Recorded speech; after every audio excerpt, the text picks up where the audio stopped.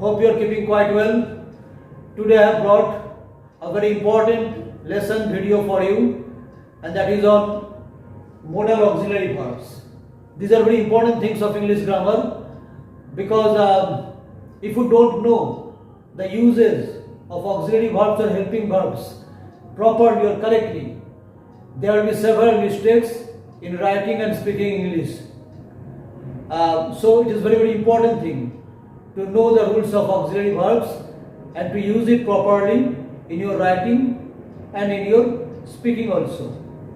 So let's look at the board first. These are the lists of the auxiliary verbs or helping verbs: can, could, may, might, shall, will, should, ought to, must, would, need, dare. These are the auxiliary verbs that are often used in English grammar. The first one is can. Can means presentability, and another one is informal request. Informal request. The first one is seek and solve hard sum. It's a presentability. वो कठिन गणित बना सकती है. Another one is can I have your copy? Suppose you are telling this to your friend, to your brother or sister. It's an informal way of talking, not formal. Informal, very close, जिसको हम लोग मानते हैं, उस type का हम लोग बोल सकते हैं कि can I take your copy? Can I have your copy? So they are the uses of can. ये आपका can का यूज हो गया. सेकंड बार ये could. Could हो गया आपका past ability, मतलब पहले कर सकता था, अभी नहीं कर सकता है. Past ability. Another was formal request. Formal request means when you are making a request, when we are making a request to somebody whom we don't know closely, that is a formal request. Another one is present possibility, but weak. अभी का कोई संभावना है, कोई मतलब जो हो सकता है, लेकिन थोड़ा weak possibility होगा. जैसे देखिए, I could swim in this river in young days. बचपन में young days में मैं इस रिवर में तैर सकते थे. अभी नहीं, लेकिन पहले कर सकते थे. ये आपका हो गया past ability. दूसरा देखिए, could you tell me its price? दुकान में कोई चीज का हम प्राइस पूछ रहे हैं, तो सेल्स पर्सन को बोल सकते हैं, could you tell me its price? Could you tell me the way to the post office? ये आपका हो गया आपका formal request. And the third one is present possibility. I think he could get this job. मुझे लगता है कि उसे ये नौकरी मिल सकता है. तो ये मिल सकता है, ये थोड़ा स्ट्रॉन्ग नहीं हुआ, थोड़ा वीक पॉसिबिलिटी. यह मानने की चलिए कि लास्ट ओवर में इंडिया को इतना रन बनाना है, तो you can say that I hope that India could win this match. मुझे लगता है कि ये इंडिया मैच जीत सकता है. ये कुड का जो यूज है वो प्रेजेंट में यूज हो रहा है, पास्ट में नहीं, लेकिन थोड़ा प्रेजेंट का वीक पॉसिबिलिटी इंडिकेट कर रहा है. मे कम यूज कब होता है? प्रेजेंट पॉसिबिलिटी स्ट्रॉन्ग होगा. ठीक है, जैसे कि it may rain any time, बारिश के टाइम में. अब जैसे कि मतलब कि वर्षा ऋतु में it may rain any time, किसी भी समय बारिश हो सकता है, स्ट्रॉन्ग पॉसिबिलिटी. दूसरा देखिए, formal permission. May I come in madam, may I come in sir, may I go home sir. So here we are asking for formal permission. And third one is wish और prayer. May you live long, may you be successful in your life. So here may is used as wish or prayer, as an auxiliary verb that helps to express wish or prayer. Then again is might. What is the use of might? Past possibility, like a past possibility that did not happen. मतलब भूतकाल में कुछ हो सकता था लेकिन नहीं हुआ, उसका पॉसिबिलिटी था, उसका संभावना था, लेकिन नहीं हुआ. जैसे एग्जांपल देखिए, she might join our picnic if her father give her permission. वो हमारे पिकनिक ज्वाइन कर सकती थी अगर उसके फादर परमिशन देते. मतलब परमिशन भी नहीं मिला, वो ज्वाइन भी नहीं किया. ठीक है, पास्ट पॉसिबिलिटी, लेकिन वो नहीं हुआ, दैट मटेरियलाइज नहीं हुआ, दैट डिड नॉट हैपन. दूसरा है प्रेजेंट पॉसिबिलिटी. ये भी प्रेजेंट पॉसिबिलिटी बताता है, लेकिन वीकर, और भी वीक हो जाएगा. एक पहले तो कुड हम लोग वीक देखे थे, प्रेजेंट पॉसिबिलिटी कूड आया था, वीक पॉसिबिलिटी बता रहा था. और अभी माइट से अभी आप प्रेजेंट पॉसिबिलिटी भी बता सकते हैं, एक्सप्रेस कर सकते हैं, लेकिन और भी हल्का पॉसिबिलिटी हो जाएगा, वीकर हो जाएगा. जैसे आप एग्जांपल देखिए, see he is sick yet he might come today. वो बीमार है फिर भी वो आ सकता है. तो लेकिन चांस बहुत कम है, और भी वीक हो गया, वीकर पॉसिबिलिटी। ठीक है, कूड से जो प्रेजेंट पॉसिबिलिटी हो रहा था उससे भी हल्का हो गया जब माइट से हम लोग प्रेजेंट पॉसिबिलिटी बताते हैं। और strong possibility, strong present possibility के लिए आपका है मे। सेल में आते हैं, सेल। सेल का यूज एक्चुअली आजकल फ्यूचर टेंस में कम हो चुका है। इसका यूज जनरली ऑफर में आता है, जैसे कि shall I call a taxi for you, shall I call a taxi for you, shall I call a doctor for you। उसके बाद दूसरा हो सकता है एश्योरेंस, भरोसा दिया जा रहा है। You shall get here all the comforts, you shall get here all kinds of amenities, all kinds of comforts, you shall get here all facilities of civil life। So we are giving assurance to somebody, then you can use shall।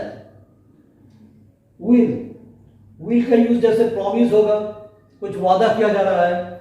I will come to your birthday party, मैं तुम्हारे birthday party में आऊंगा। दूसरा हो सकता है कि certainty, निश्चित रूप से जो होने वाला है। The school will be close for 1 month, 1 महीने के लिए स्कूल बंद रहेगा, ये सर्टेनिटी है। और हो सकता है फ्यूचर इवेंट, फ्यूचर इवेंट, हाँ फ्यूचर में कोई घटना होगी, यह होगा he will go to Patna next week, अगले हफ्ता में वो पटना जाएगा। ये आपका हो गया फ्यूचर पॉसिबिलिटी, जो आने वाले समय में होगा। अभी शुड में आते हैं, शुड और ऑट टू दोनों एक ही काम करता है। मतलब कि चाहिए मीनिंग में आएगा, the right thing to do, जो सही काम है करने के लिए, उसका हम लोग उसमें हम लोग शुड और ऑट टू भी यूज करते हैं। नेगेटिव में हो जाएगा शुड नॉट और ought not to. Okay, example देखिए, you are not well, you should see a doctor, और you ought to see a doctor. ठीक है, another example is you are a student, you should get up early in the morning, you ought to get up early in the morning। अच्छा, not जब लगाएंगे तो we should not, you should not और he should not smoke cigarette, he ought not to smoke cigarette, ought not to, not लगाने से ought के बाद not आ जाएगा। मस्ट देखिए, मस्ट का है कंपल्सरी और ऑब्लिगेटरी ड्यूटी, जो करना ही है। हैव टू वाला यूज जिसको बोलते हैं हम लोग, हैव टू।